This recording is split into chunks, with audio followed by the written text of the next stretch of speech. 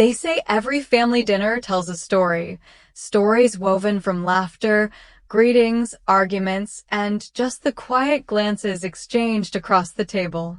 At my house, it all revolves around the old dining table in the cozy kitchen, where the yellow light only seems to highlight my parents' pride in my brother, Darren. I often wonder if I'm really part of those stories, or just a forgotten footnote. Every night at dinner, my mother would put an extra roll on my plate with a familiar call, "Darren, have another."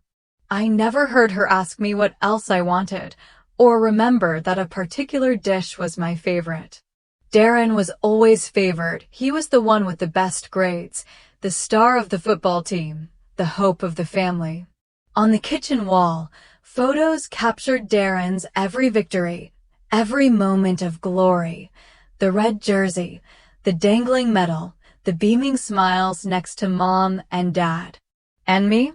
If there were any photos of me, they were group shots, my face in the shadows, my eyes blurred and indistinct.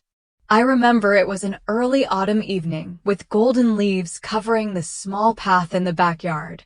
The aroma of Mom's beef soup was fragrant and mixed with the soft country music playing on the old radio. Dad sat at the head of the table, his back always straight, his eyes stern as if a glance would get everyone in line.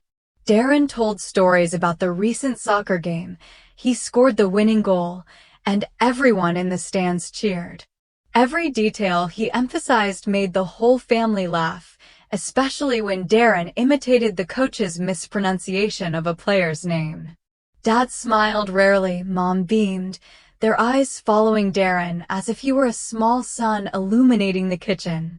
I sat quietly at the end of the table, trying not to feel left out.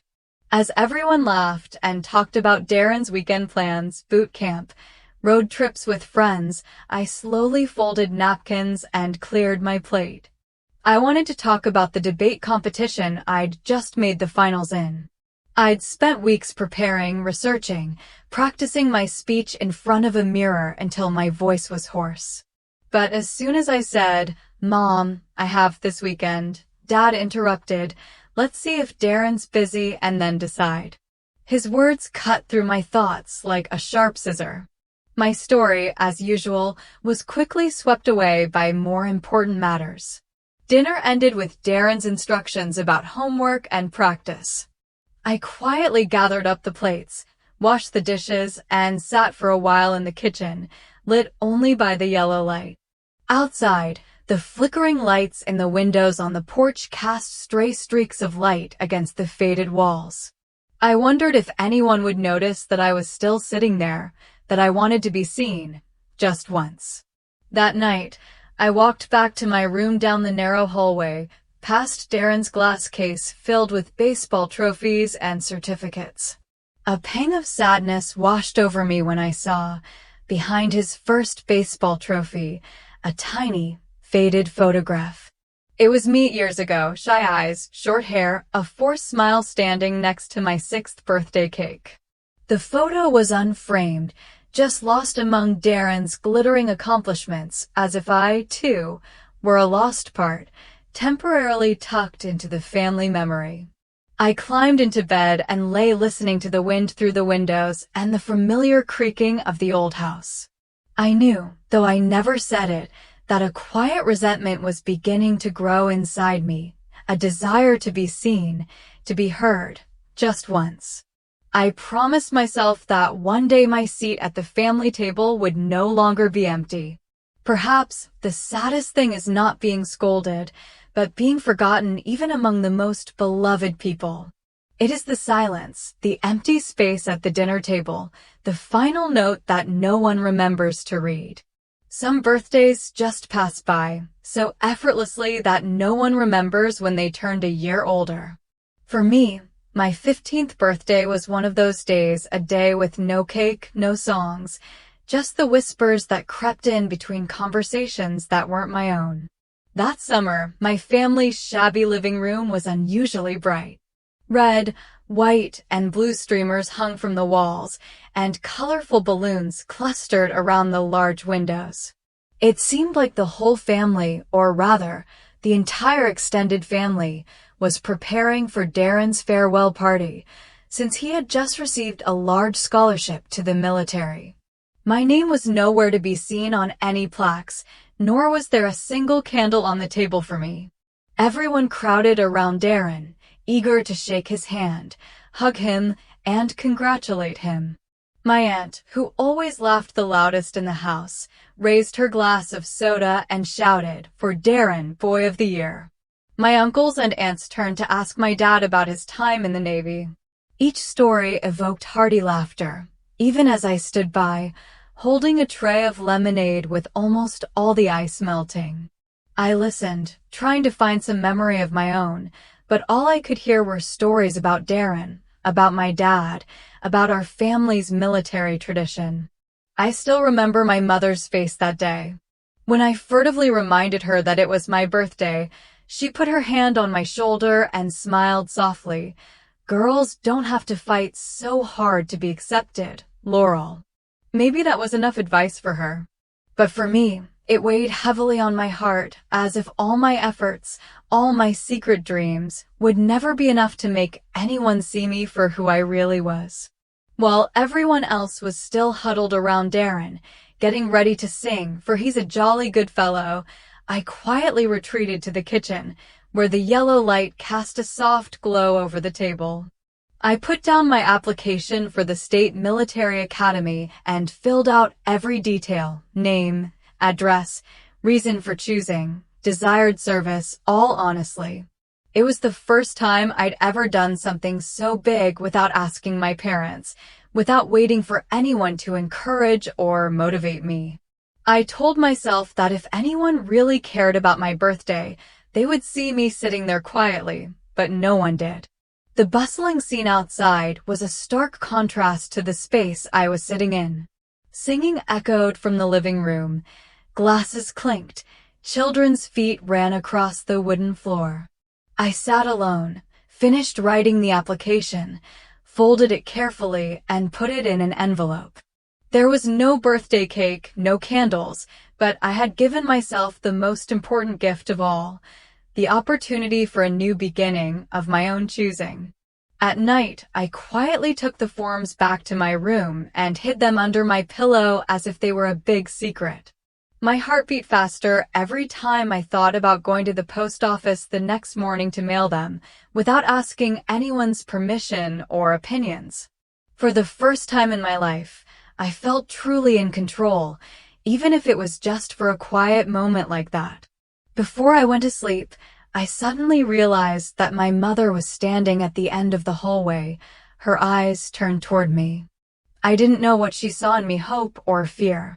Her eyes flashed with concern, but then she turned away, disappearing into the darkness, as if nothing had happened.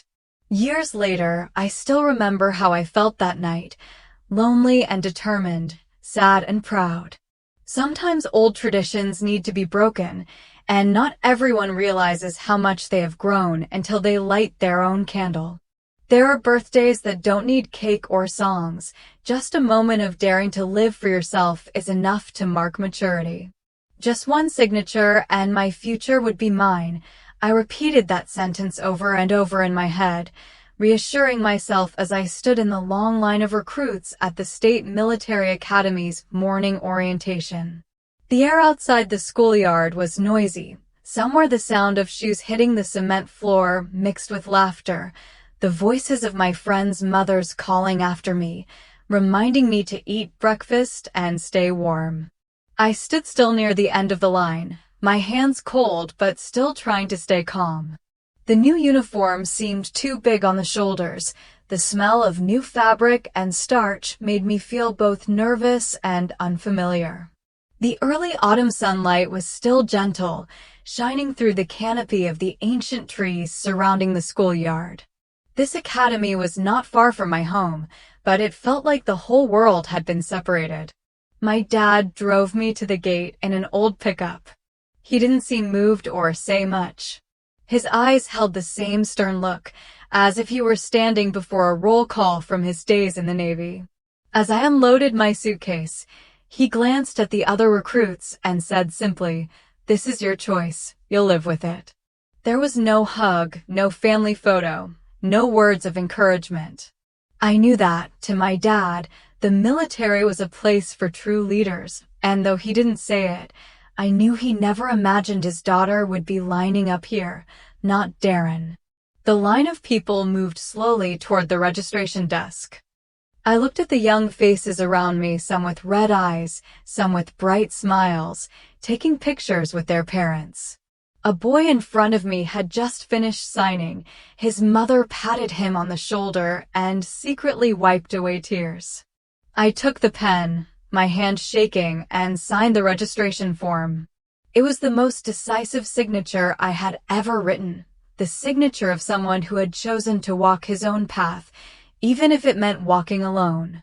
The recruiting officer looked up, read my name, and then blurted out, "Sir, welcome," before awkwardly correcting himself, "Oh, sorry, welcome."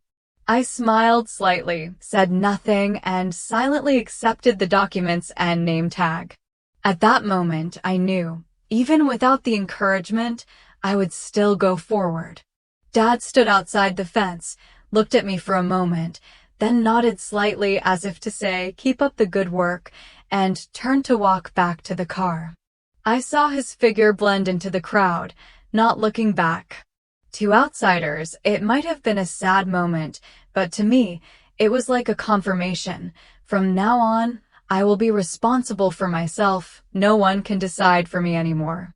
I carried my bag into the dormitory, my heart heavy but also sparkling with pride. I received my new uniform, dormitory room number 212, a small, simple room with 2 beds, a metal cabinet, and a window overlooking the backyard. All around me, new friends were chattering and getting to know each other, asking each other where they were from, talking about how proud their parents were when they passed the entrance exam here. Some even asked their mothers to take a group photo right at the door of their room, their laughter echoing throughout the hallway. I quietly arranged my things, hung my coat on a hanger, then sat on the bed for a while, listening to the sound of footsteps running in the hallway and the bustling calls of people who had just entered adulthood. At night, when the lights were out, I lay on my hard bed, staring up at the white ceiling. The soft laughter of my 2 roommates drifted from the hallway, each with their own story to tell, someone to look forward to or be proud of. I turned on my phone and saw a single text message from my mother. "Hope you're eating well. Let us know if you need to come home." The message was so brief that it was unclear whether it was concern or just a simple courtesy. I didn't reply right away, and I didn't blame my mother. I knew that from now on, I would have to learn to stand on my own, without expecting support or recognition from anyone. Before falling asleep, I told myself, I will not give anyone a reason to say that I do not belong here. Tomorrow, I will wake up as a real student, not someone's shadow, nor a forgotten footnote in the family story. Life only truly changes when we sign our own destiny, without waiting for anyone's approval or validation. My new uniform fit me well, just a little loose in the shoulders, but it was heavier than anything I had ever worn, not because of the fabric or the brass buttons, but because of the weight of expectation. Some days it felt 2 sizes heavier, as if I were straining to keep the McKinney badge from falling off my chest. I heard my father's words over and over in my head. No shortcuts, no excuses. McKinney means discipline. At boot camp, that name carried weight, both a source of pride and an invisible wall I had to climb.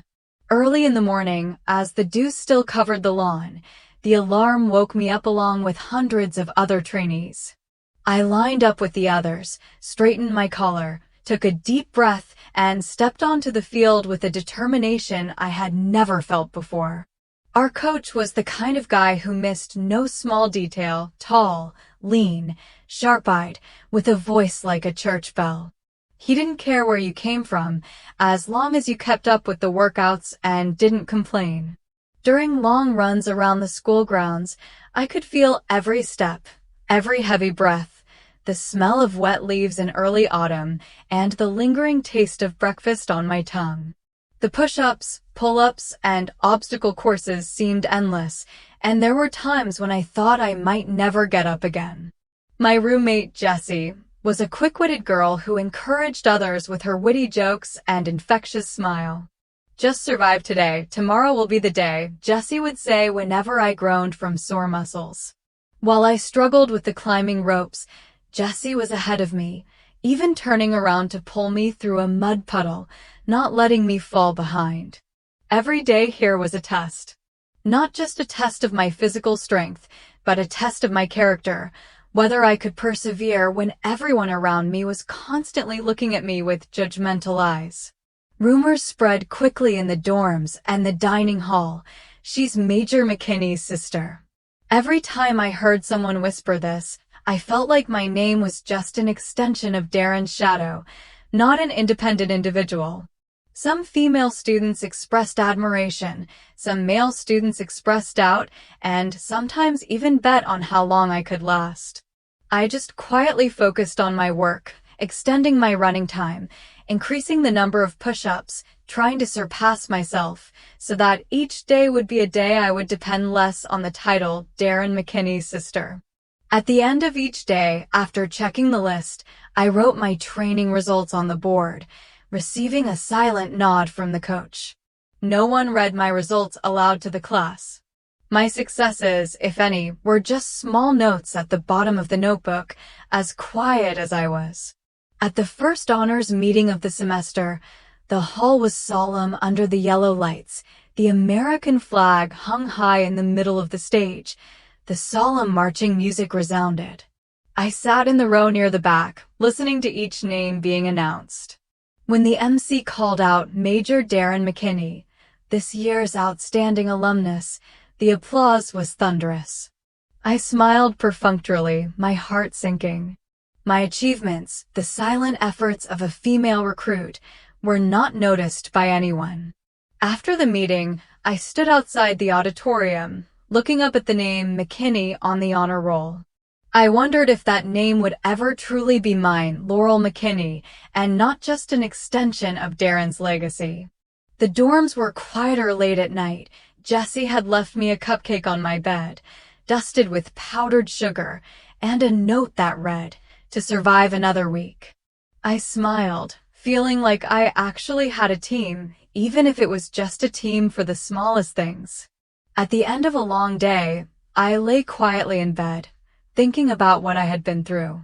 I knew that to be recognized here, I had to do more, bear the weight not only of the uniform, but also of the name, of expectations and prejudices. But at least I knew I was on the right track, asserting myself, step by step, with my own name and true self. Sometimes, the heaviest thing is not the uniform, but the silence among the countless names being called out. But I know, as long as there is a reason to try, I will not give up. Some victories, no matter how brilliant, are not recognized by anyone if the name on the certificate is not the name that the crowd expects. I used to think that the achievements would speak for themselves, but it turns out that names are still the door that not everyone is willing to open for someone like me. Winter at the military academy always arrived sooner than I expected. Cold winds blew through the thick stone walls, blanketing the training grounds in a mist and making every sound echo louder. On morning runs through the dark hallways, I'd pass by the trophy case, filled with soccer trophies, track and field trophies, alumni medals.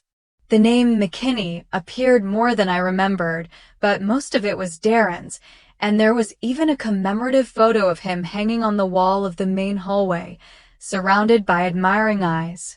In the gym that day, I entered the obstacle course determined not to beat anyone else, but to prove to myself that I could do it, without applause. The floor was cold underfoot, the whistle blew, and I charged forward, clearing each obstacle with a quickening of my breathing. The fatigue had almost vanished by the time I crossed the finish line. The drill sergeant blew his whistle again, glanced at his watch in surprise, then at me. "You just broke the old record, McKinney." His voice was stern, but his eyes were filled with pride. A female instructor approached, squeezed my shoulder lightly, and whispered, "You did well, Laurel. Don't let anyone tarnish your achievement." The awards ceremony was held in the gym, under a soft yellow light. When the name McKinney was announced, I walked out, my heart pounding, waiting for a look of recognition. But the cadets around me whispered, "Darren is here for the ceremony? It must be his achievement again." Even as I accepted my certificate and medal, it felt like all eyes were looking right through me. Only the drill sergeant smiled at me as I returned to the line, silently reminding me, "Don't let this silence stifle your motivation." That afternoon, I called home. For the first time in weeks, I wanted to hear a familiar voice, even if it was just to ask how I was. Mom picked up, her voice tired, but she asked casually, "Have you eaten, Laurel?" I started to tell her about the award I had just received, but before I could finish, Dad picked up the phone. "Where's Darren? How's the new job?" There was a long silence until Dad remembered that I was the one calling, and he simply said, "Yeah, we're busy. Take care of yourself." I hung up, feeling down, knowing that my success was still just a faint echo in that house. That night, I lay in bed, the thin army blanket not enough to keep out the early winter chill. I quietly flipped through the certificate, looking at the name McKinney in bold print, but it didn't feel like it belonged to me. Every victory I had achieved here seemed to be overshadowed by my brother's large shadow. But as I was about to tuck the certificate under my pillow, a small, clumsily folded note fell out from under the crack in my bedroom door. "We see you, Laurel. Keep up the good work." I looked around, seeing no one but Jessie, my roommate quietly reading a book, smiling mysteriously. Whoever it was, just a note like that was enough to warm my heart after a long day. Suddenly, I remembered a memory in the kitchen. When I was a kid, I had won a science fair at school. The blue ribbon hung from the refrigerator. One evening, I watched my mother gently take it down, fold it, and put it deep in the drawer while she dusted off Darren's big trophies to rearrange the shelves. At the time, I thought I had done something wrong, but now I understand. Sometimes my achievements were just a pale backdrop to the picture my parents painted of Darren's success. That night, I realized that true success is not about the applause or praise of the crowd, but the recognition of those willing to look beyond what everyone else sees. I closed my eyes and told myself that I would not let anyone, not my family, not my teammates, not Darren's shadow, stop me from reaching my goals. Sometimes, the true value of a victory lies in surpassing yourself, no matter whose name is on the certificate. My first real test came without applause or encouragement, just a series of dry commands, the flickering of headlights in the dark, and the quiet hope that I wouldn't let anyone down. I repeated my father's words to myself, like a mantra before each new challenge. A McKinney never hesitates. But honestly, as tough as I was, my hands still trembled every time I took on something I'd never done before, especially knowing that every step I took was being scrutinized under Darren's shadow. The first night of my field assignment, the Virginia countryside air was thick with steam and the smell of dirt. The training base was hidden deep in the pines, with only a few yellow lights emanating from the barracks. I had just been given command of a small reconnaissance team, a small role, but not one to be taken lightly. Elijah Boone, a young scout, was assigned to my group. He was a quiet type, with a curious and slightly worried look in his eyes, clearly testing my mettle to see if I was up to the task of leading the team. As soon as he received the order, the platoon leader called me aside, his voice cold. "Don't think your brother's name will save you from trouble, McKinney. Here, everyone has to take responsibility for themselves."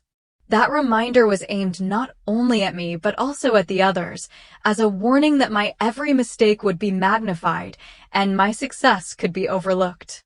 I led the team across the muddy field, the water up to my ankles, the sky pressed down by thick clouds and dense fog. The flashlight made blurry streaks on the tree trunks. I tried to keep my voice steady, assigning tasks to each person, telling Elijah to stick close to the formation.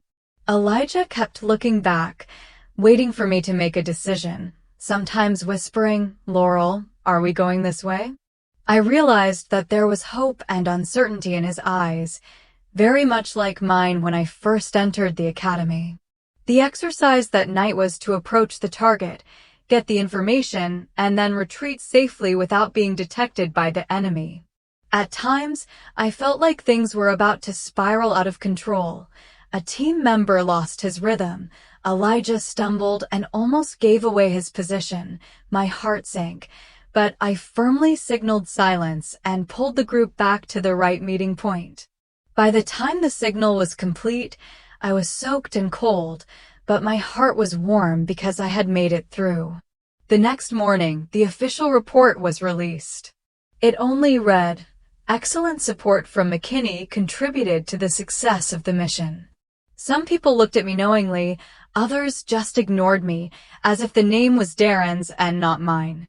I knew this achievement would not be mentioned in the cafeteria or on the honor roll, and certainly not by my parents. After lunch, Elijah found me outside the training ground.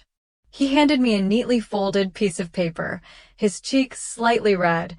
"I know people don't pay much attention, but I do. Thank you for pulling me along last night, otherwise I would have been eliminated."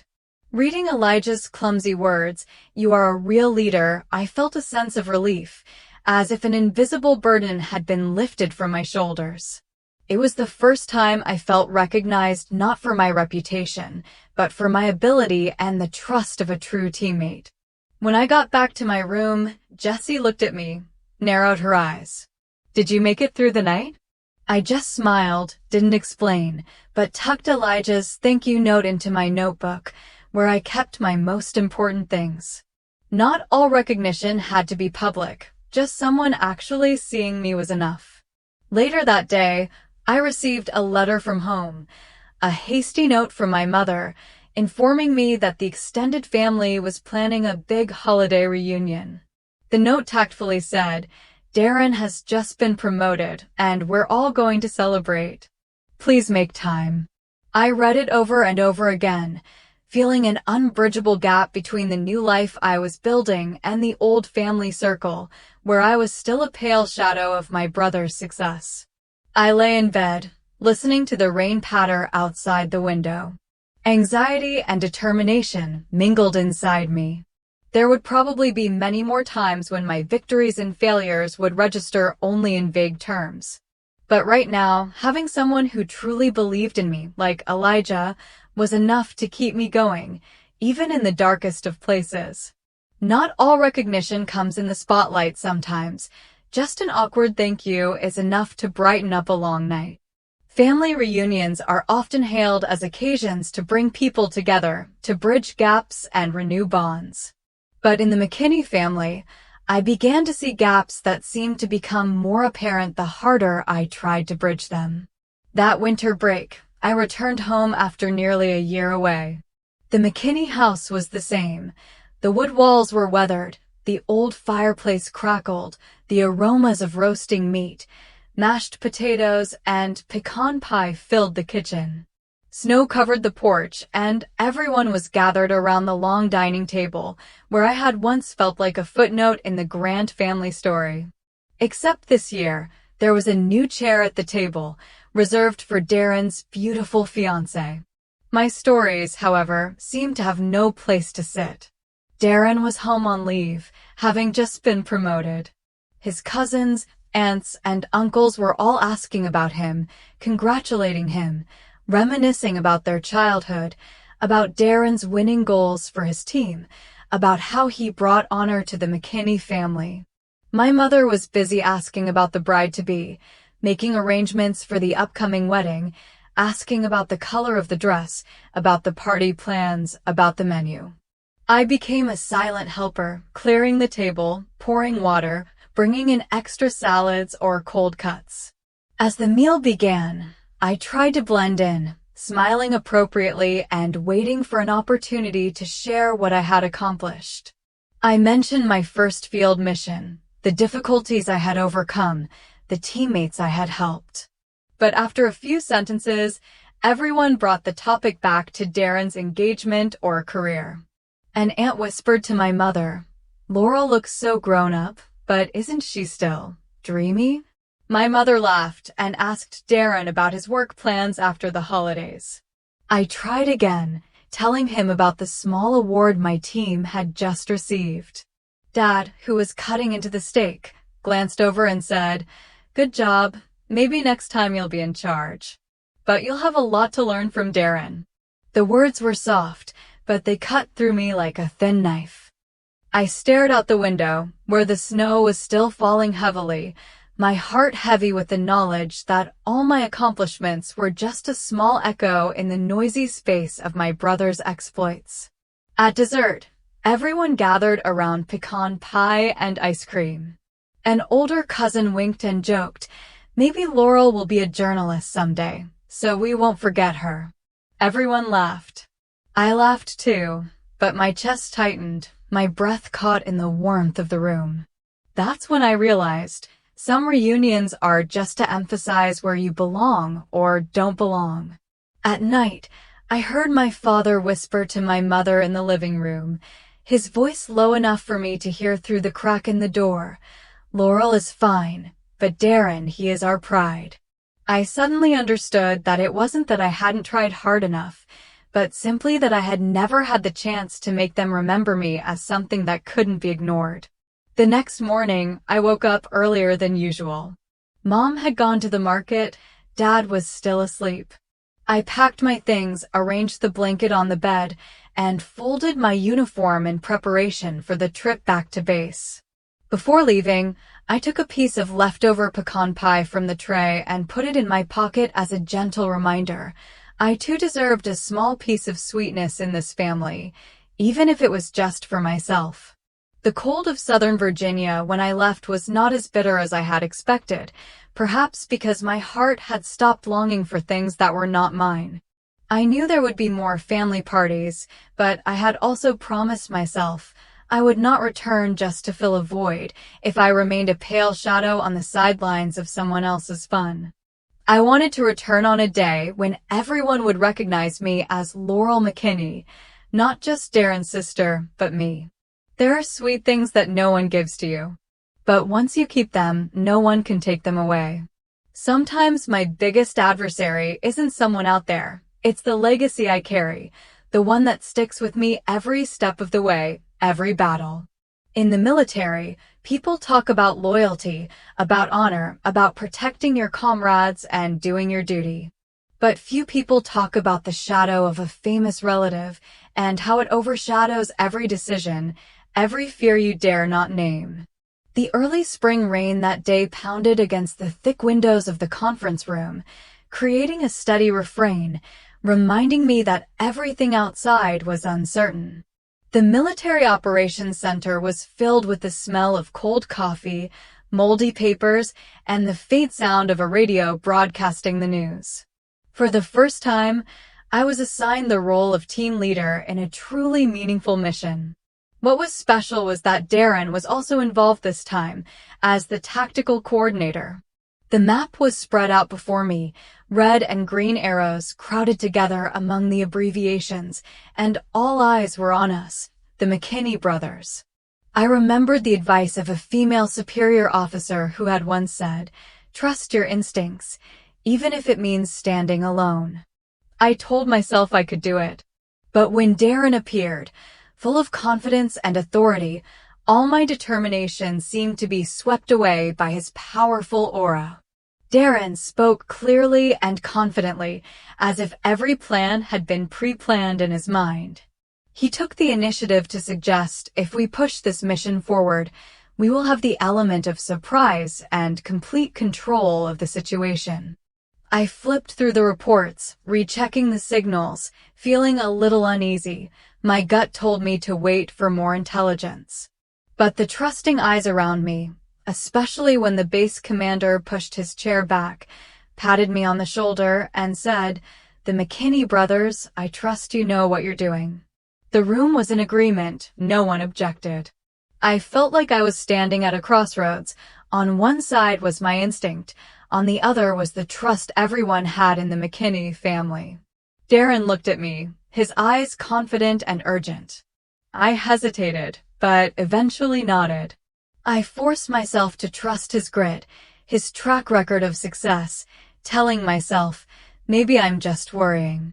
As my name was scrawled below Darren's on the task list, I realized, somewhere, I was always the one on the bottom, whether it was in terms of position on paper or in terms of say in big decisions.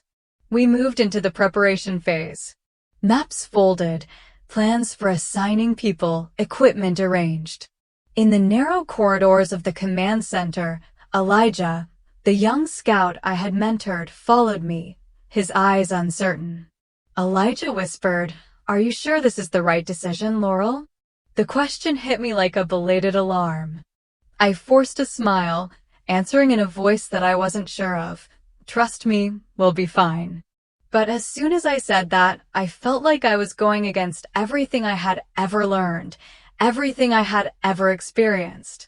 The rain was falling harder outside, streaking the windows with water, as if someone had tried to erase all traces. My team prepared to deploy, everyone quietly checking their weapons and communications equipment, listening for final instructions. I was torn between two emotions, pride at being given the leadership and an indescribable unease, the fear that I had abandoned my intuition to chase a shadow too large.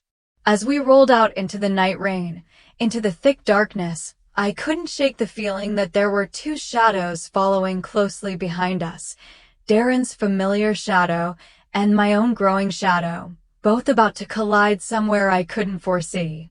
As a final step before leaving, I took one last look at the mission board. My name was right below Darren's, the scrawled handwriting a reminder that in every family game, I was the one who came in last, always, no matter how hard I tried. Sometimes, the biggest enemy is not outside the base door, but right inside, among the shadows that you cannot deny. And I know, if I don't speak up this time, I will forever be ranked under someone else's name. They say if you do everything right, everything will be fine. But I've learned, sometimes you can do everything right and still lose everything overnight. It's a lesson I never wanted to experience. The early spring rains refused to let up. The Virginia woods were flooded, and the sky was thick with dark clouds that seemed to swallow up any hope. Fog and mud clung to my every step, reducing the small radio on my shoulder to a helpless decoration. The signal was weak. The sound was thin, as if it were coming from another world. I was the mission leader that night. Elijah walked beside me, his eyes searching for certainty in my every command. Darren, as tactical support, maintained a cool, confident demeanor, occasionally looking at me as if waiting for me to prove something greater than myself.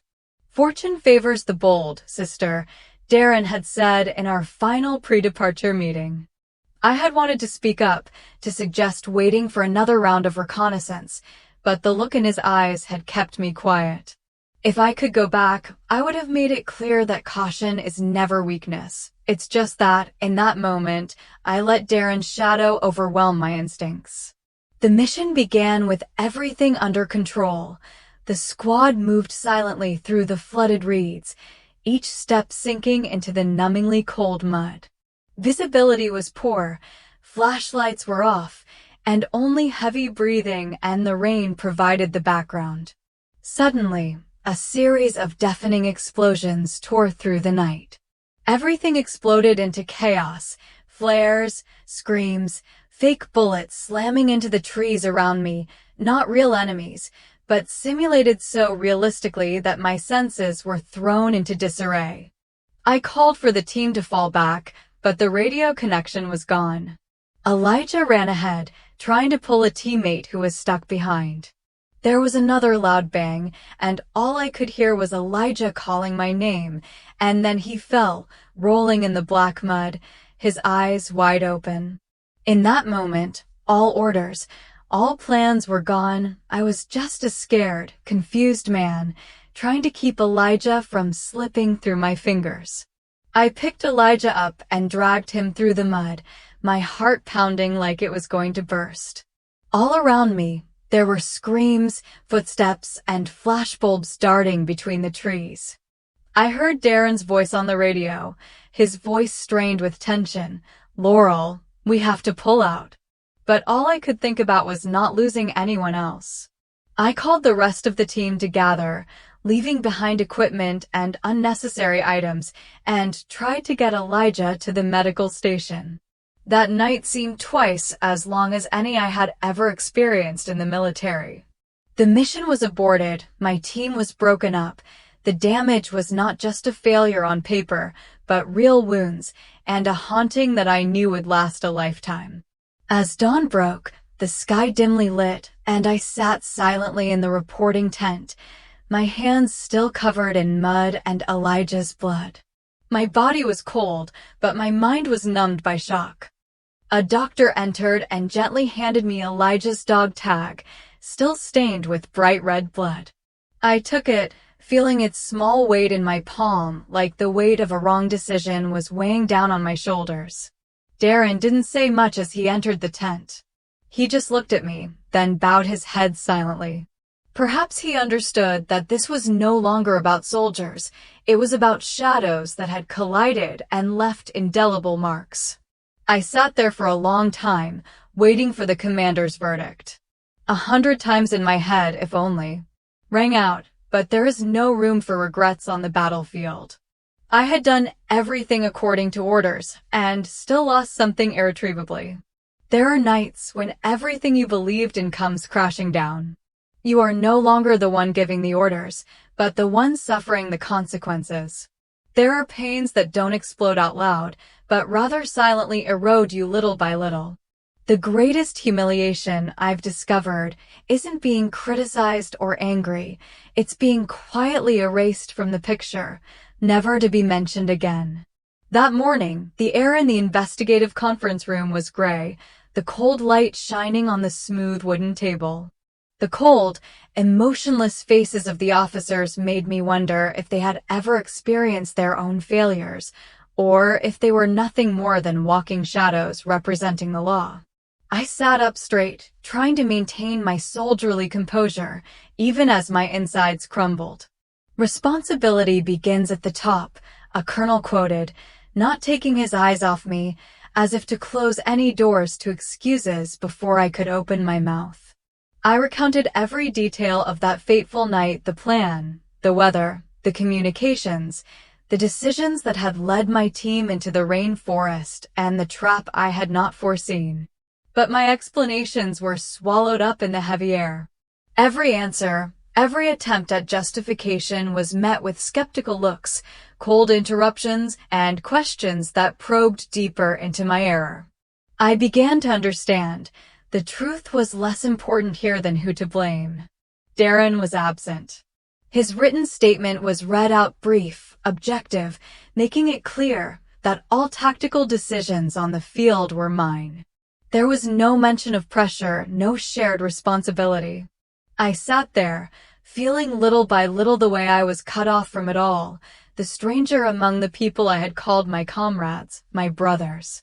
When the board reached its conclusion, the commander's voice was stiff. "Laurel McKinney, you are suspended indefinitely. We will review your records to determine your future in the military. All previous performance will be suspended until a final decision is made." The room suddenly felt more unfamiliar than ever. I nodded, trying to keep my face impassive, though inside I wanted to scream. I wasn't the only one standing there that night. Colonel Ellsworth, the silent observer of the council, looked at me only once, his eyes without judgment or pity. Perhaps he understood that there were failures that could not be washed away with excuses, but could only be carried as a scar for life. I returned to the dormitory, which was almost empty. I had packed my things the day before, my notebook, a few clothes, a small photo from my time at the academy. I quietly folded my uniform one last time, each fold neatly as I had done for many years, even though I knew I might never wear it again. The pillow, the blanket, the books, everything felt light, only my heart felt heavy. With each step that echoed in the empty room, I could clearly feel the weight of the end, no words of comfort, no one to say, "Keep up the good work," just an eerie silence. As I was packing up the last of my things, a letter slipped out of my desk drawer. I recognized it as my mother's handwriting. With trembling hands, I opened the envelope, hoping for a greeting, a word of comfort, or just a little concern. But inside was only an invitation to Darren's promotion, time, place, dress code, no questions about me, no words of encouragement. The cold penetrated deep into my bones, even though outside the spring weather had begun to warm up. I wondered, what would be left of me when even my honor was taken away, my name erased from every honor roll, and all that remained was a mistake stamped in red on my record.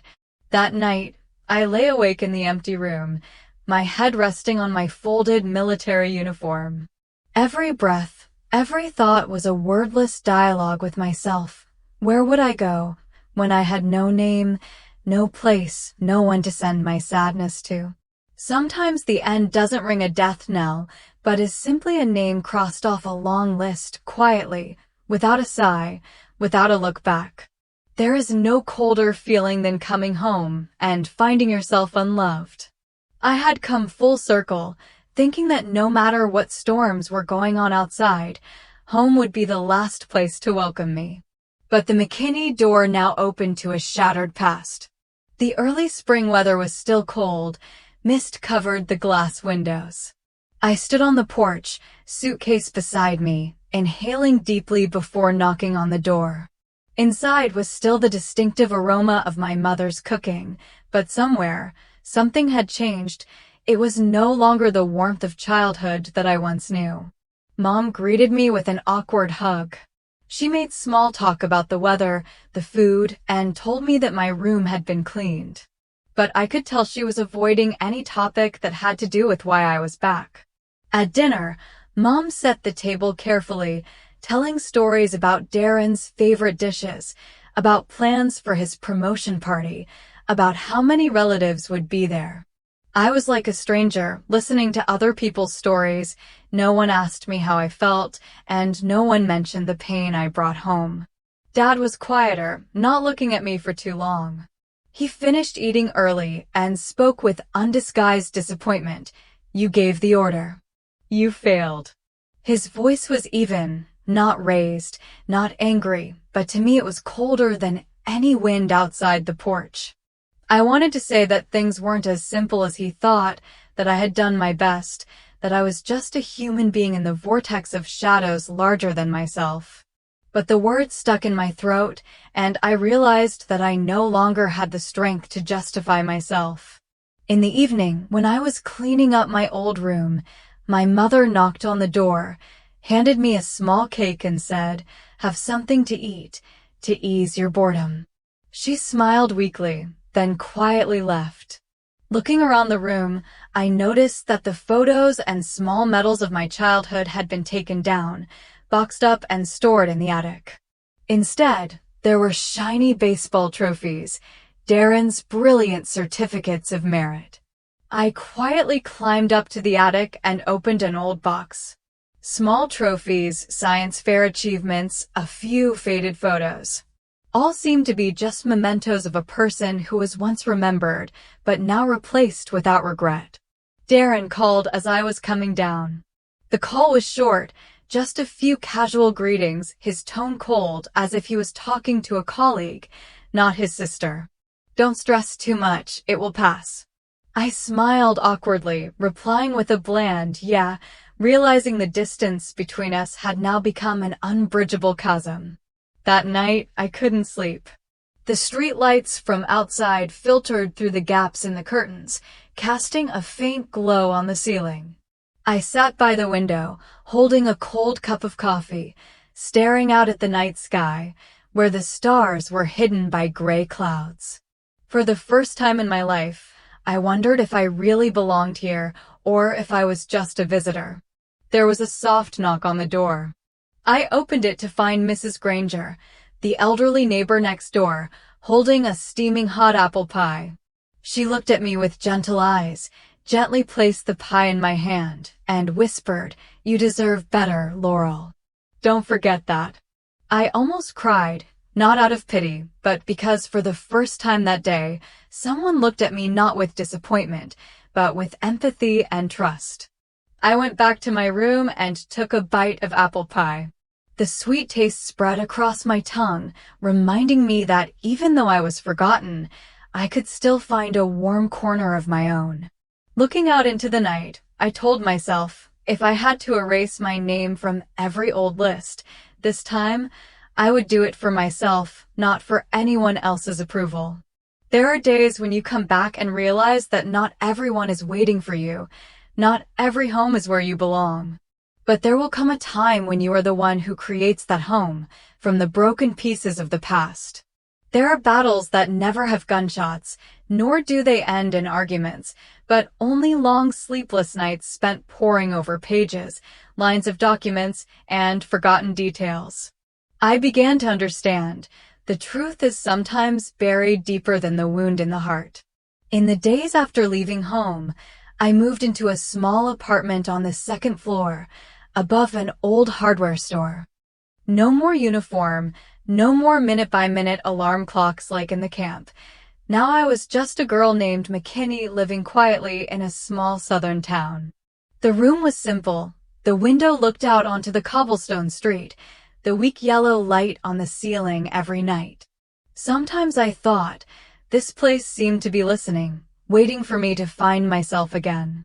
But the fire inside me refused to die. I began to frequent the library every evening, sitting for hours among the old bookshelves, staring at the computer screen and the thick military files. It was a quiet job, filling out records requests, finding the radio logs of that fateful mission, looking up every date, comparing every radio command, every little record. Some nights, I would trudge past the old fort down the street, thinking about the past, about the souls who had been forgotten like me. I was sure they would never surrender either. Memories of Elijah come back from time to time, as sudden as a noise in the middle of the night. I remember the look in his eyes, the silent thanks before that fateful day. I always keep Elijah's card with me, like a promise. I will not let him be forgotten the way everyone forgot me. Colonel Ellsworth occasionally sent me short emails, never explicitly saying he was helping, but always with a veiled note of encouragement. The right things sometimes go unnoticed, Laurel. But the truth has its way. It was he who reminded me to ask for the watch log, a detail that no one had noticed during the investigation, but which was the key to the whole story. It took me weeks to piece together the scattered pieces. Darren's text message to the duty officer about the change in departure schedule, an unsigned confirmation order from command, the altered timestamp on the final report. Slowly, the truth began to sink in. Darren had tampered with the mission timeline, and I was the one who ultimately suffered the consequences. But even with the evidence in hand, I hesitated. I knew that if I sent it, it would be a new battle, not just to clear my name, but to get justice for Elijah, and for those who no one remembers, but people like me. I had lived long enough in someone else's shadow to know that the truth doesn't always bring happiness, but at least it's the only thing I can keep. That night, I sat at my small laptop, the pale blue light illuminating my face. Elijah's card sat next to the keyboard, a gentle touch, a silent reminder. I sifted through it all. Emails, notes, screenshots, diary excerpts. My heart pounded, not with fear, but because for the first time in months, I felt hope that my truth would finally be seen. I composed an email to the ethics board, not a plea, not a scathing accusation, but an objective report, backed up with all the evidence I could muster.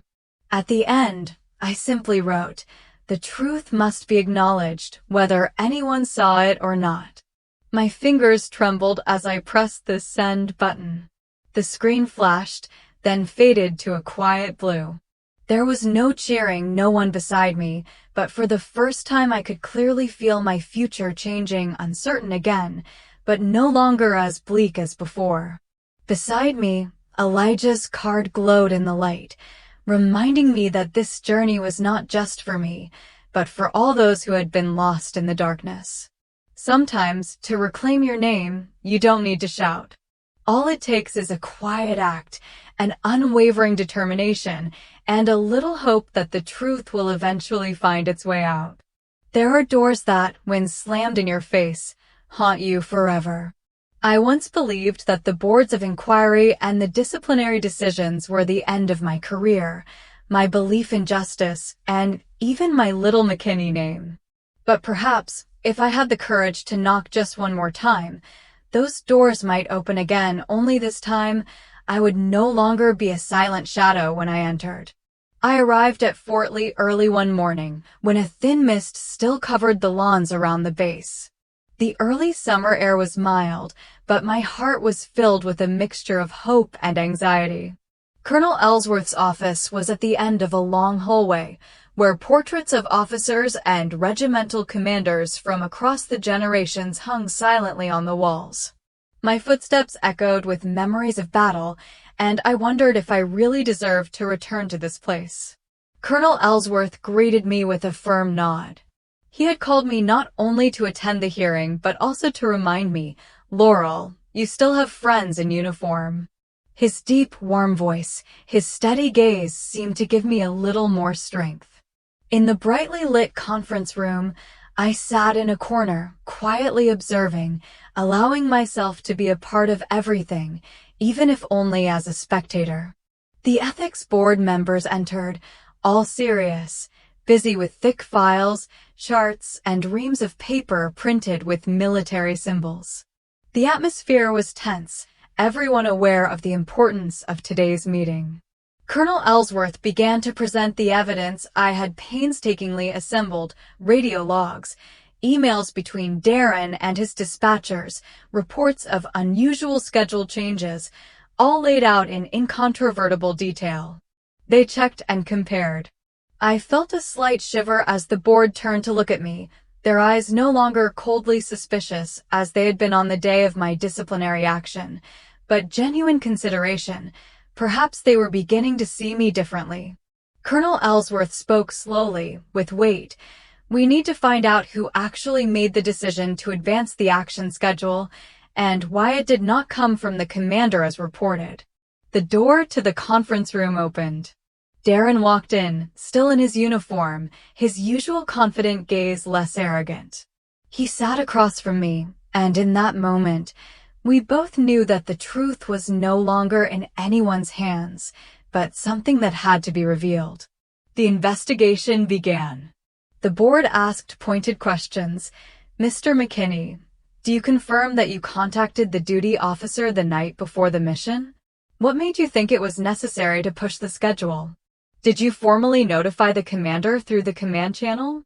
I could see Darren struggling with his answers. He was trying to hold his ground, but the timelines in my evidence left no room for evasion. The air in the room thickened as a council member read the message aloud. "We can't wait. Trust me, I'll take responsibility if anything happens." Darren's words, time and place, and now there was no denying it. A senior officer nodded slightly, as if he'd seen enough. When I was asked to speak, I simply told the story.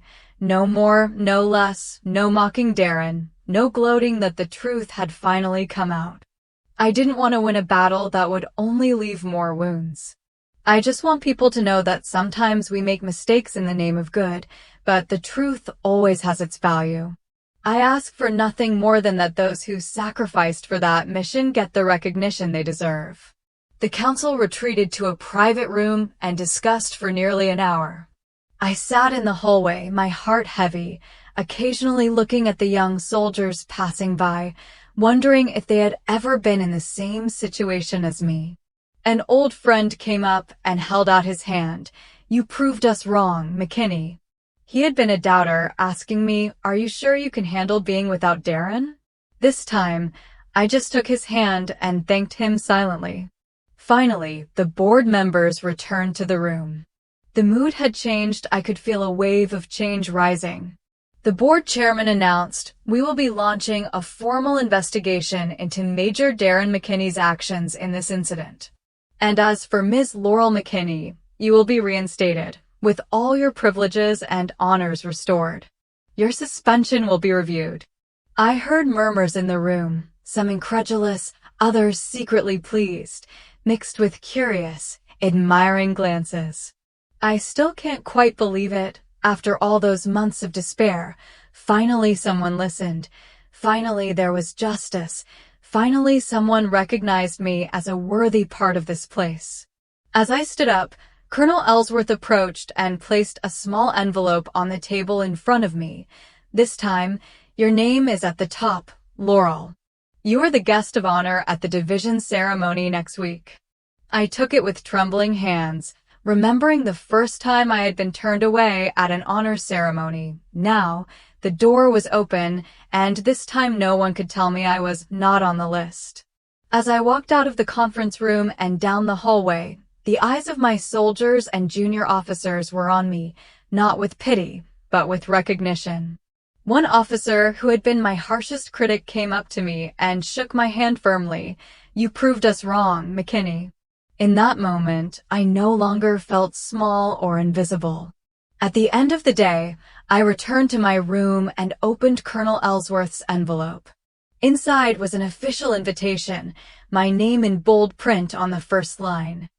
I placed it next to Elijah's dog tag on my desk, my eyes suddenly stinging, because I knew that this journey was not just to clear my name, but also to ensure that people like Elijah would no longer be forgotten, so that their silent sacrifices would one day be remembered. Sometimes, just have the courage to knock on the old door. You will find inside is a whole world waiting for you to return. This time, I will walk through, head held high, no longer the one left behind the achievements of others. Perhaps it took many seasons of loneliness for me to realize that the biggest difference in life is not between being ignored or being noticed, but between being invited and truly belonging. Today, as I stepped into the division's grand ceremonial hall, my shoes echoed on the carefully polished floor, and I quietly asked myself, do I truly belong here? The reception area was busier than I expected. Banners hung high with the names of the families being honored. The colorful flags made the atmosphere somewhat solemn, but there were still laughter and eager eyes, mixed with nervousness. I received my name tag, printed boldly on it, Laurel McKinney, Guest of Honor. My mind was still filled with a bit of nostalgia from the past. I clearly remembered that night, standing outside the hall with the invitation in hand, being rejected, feeling like I had never really existed. But today, before me was a long row of tables, and my name was in the center of the honor roll. Colonel Ellsworth caught my eye and smiled, a nod that reassured me. I noticed that the morals board, the senior officers, even the doubters, were all there. They came to shake my hand, and some whispered, "Congratulations, General," as if they were proud of me. Then I saw Mom and Dad. Samuel and Helen entered the hall, looking strangely confused. They had been to big ceremonies before, but never in this position. When they saw my name on the program, the words General Laurel McKinney, honoree, made Mom stop. Dad looked around, as if searching the crowd for Darren, but then his eyes fell on me. There was uncertainty in his eyes, but I also saw the pride I had longed for all these years. Darren appeared behind me, his back straight, but he sat back at the edge of the hall, quieter than usual. There was no more noise, no more overwhelming confidence. He caught my eye and nodded, saying nothing. His aura seemed to have subsided, leaving a silence between us. The atmosphere in the hall grew thick with anticipation. Young officers, old colleagues, even those who had looked down on me came forward, greeted me, and gave me brief, but sincere words of recognition. A warm feeling spread through my chest for the first time. These handshakes were no longer filled with pity or curiosity, but with respect. The speeches began. Each person was called up to the stage to receive their award, but when my name came, there was a brief pause in the announcement. "Please come up to the stage, General Laurel McKinney." The entire hall seemed to be silent. Then there was a thunderous applause. I took a deep breath, stood up, feeling my legs as steady as ever. I stepped forward, no longer the shadow of someone's sister, no longer the invisible Laurel of years past. This time, everyone looked in my direction, acknowledging the effort, sacrifice, and determination with which I had carved my own name into my own history. I took the medal from Colonel Ellsworth, who shook my hand firmly, leaned in close, and whispered, "You have made us proud, Laurel." In that moment, I felt all the old wounds ease, all the old injustices silently made up for.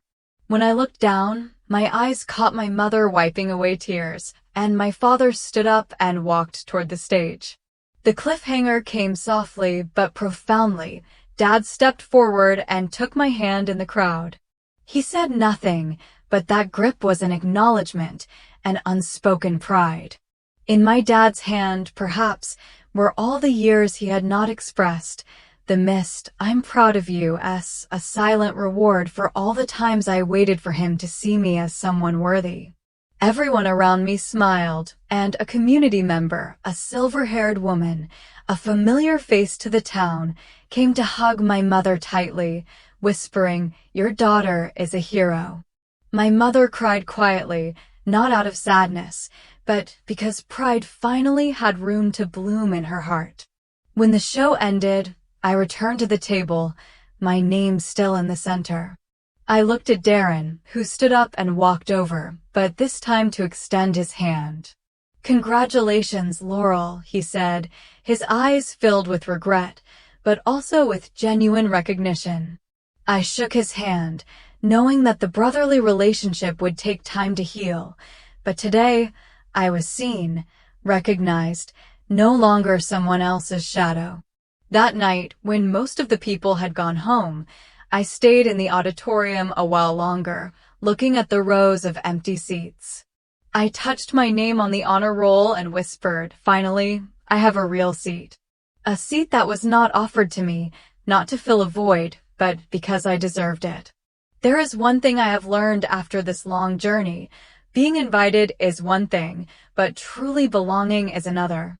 But as long as you persevere and never accept being forgotten, one day you will find your own place among the countless eyes that once turned away.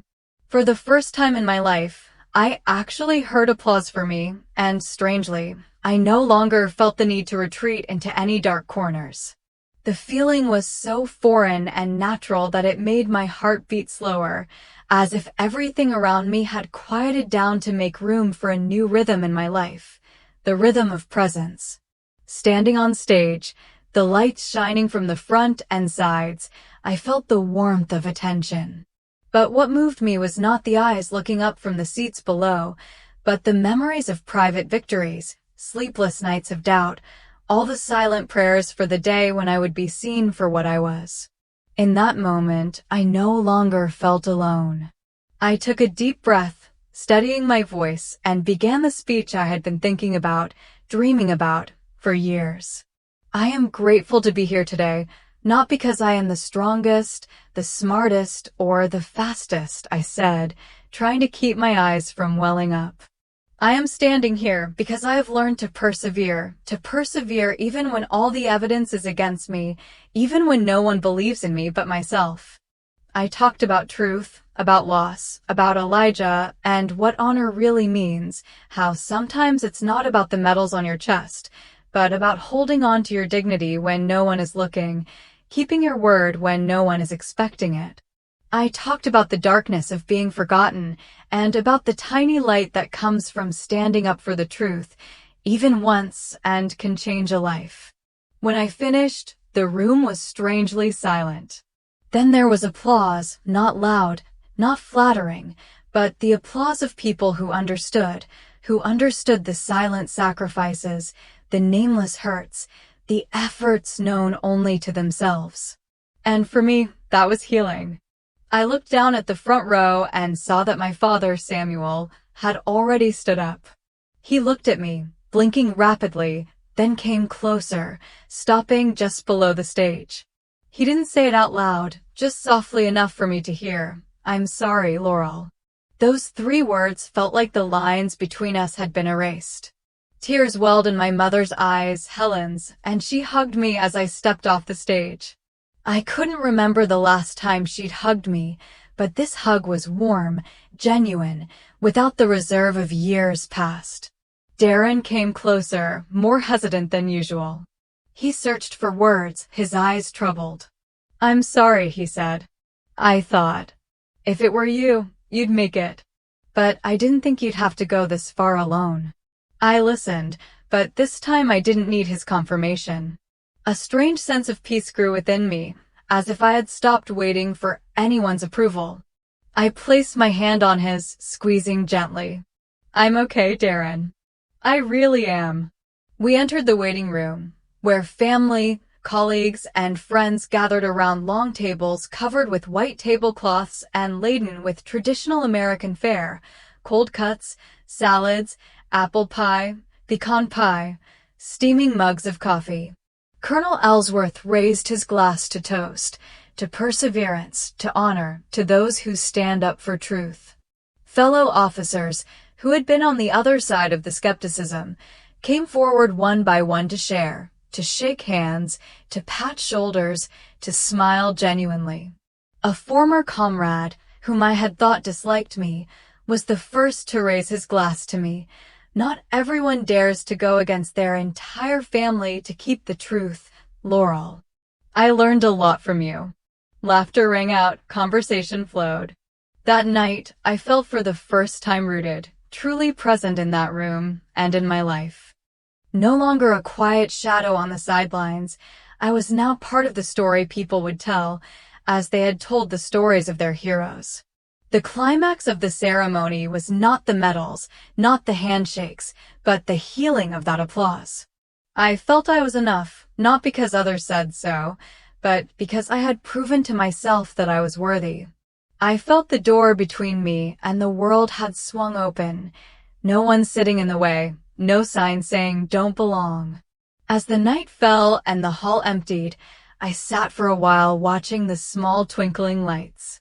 A young officer, his eyes still filled with worry, approached me. He hesitantly asked, "How can you continue when no one believes in you? When everyone thinks you will fail?" I looked him straight in the eye, remembering the long years, remembering the nights I cried alone, the times I told myself not to give up. I took the dog tag from Elijah, the first comrade who believed in me, when the rest of the world doubted me, from my pocket and placed it in the officer's hand. "Take this," I said, my voice soft but firm. "Remember who you are, not just whose shadow you stood in. If no one else believes in you, you have to believe in yourself first." He clenched his fists, a flicker of hope in his eyes. I looked around the room. Everyone I had ever loved, disappointed, forgiven was here. I was no longer alone, but even when I was alone, I knew I could still stand. That night, on the way home, I was not in a hurry. I walked slowly, enjoying every cool breeze, every peaceful heartbeat in my chest. I had stepped out of the shadows of others, onto the stage of my own life, standing firmly in my own light. There are moments in life when you suddenly realize that you don't need permission to belong. The morning after the ceremony, I sat at the kitchen table in my new apartment, not the old dining room table where I'd sat on the sidelines, but my own table, with people I'd chosen, people who actually saw me. Sometimes, you don't wait for an invitation. You build your own table and write your own place cards. The early spring sunlight of Virginia filtered through the windows, illuminating a table laden with simple, beloved fare. Colonel Ellsworth brought a loaf of walnut bread, still smelling of the oven. An old colleague appeared with scrambled eggs, the kind he'd made on his nights on watch. The young officer to whom I'd given Elijah's dog tag the day before brought homemade coffee, and my mother, more hesitantly than most, placed a plate of pecan pie on the table. Each person, each dish, a part of my memory, a part of the journey I'd taken. There were no grand speeches, no spotlights, just the sound of laughter, stories sparkling like rays of sunlight through curtains. The atmosphere this morning was different, light, warm, without a ripple of doubt. I looked around the table, realizing that this was where I belonged, not because someone had told me to, but because I had chosen to. In this room, everyone brought their own little corner of themselves, as natural as breathing. No one had to play a role.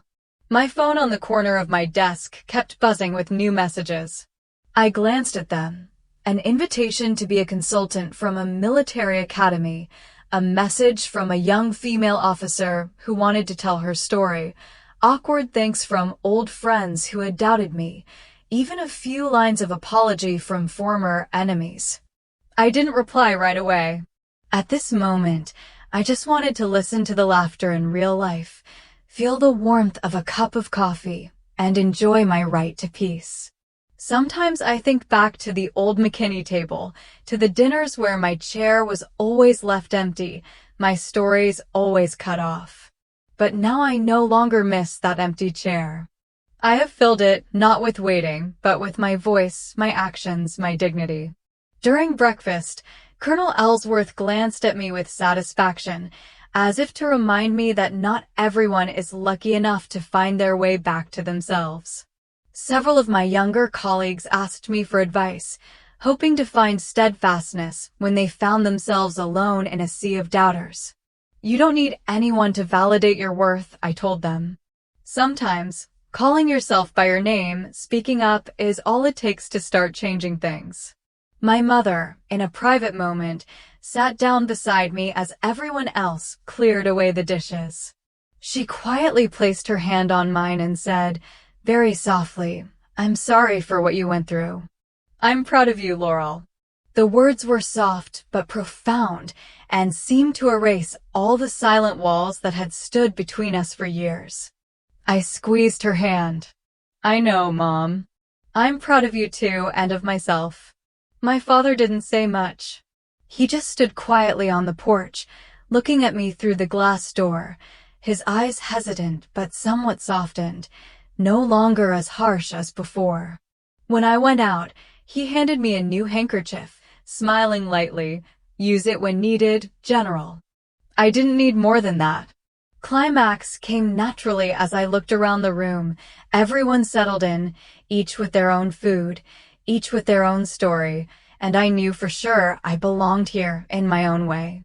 No longer a quiet shadow among the laughter of others, I was now the one actively building a home for myself and for others who were once as lost as I was. Outside, the weather was cool. As everyone said goodbye and left, I stepped out onto the porch and took a deep breath of the fresh Virginia air. The morning sun caressed my cheeks and the wind whispered its blessings for a new journey that I could finally navigate on my own. Back in my room, I opened my diary, the notebook where I had hidden away my nameless teenage dreams. I wrote, in shaky but powerful handwriting, for years I wanted them to call me by my name.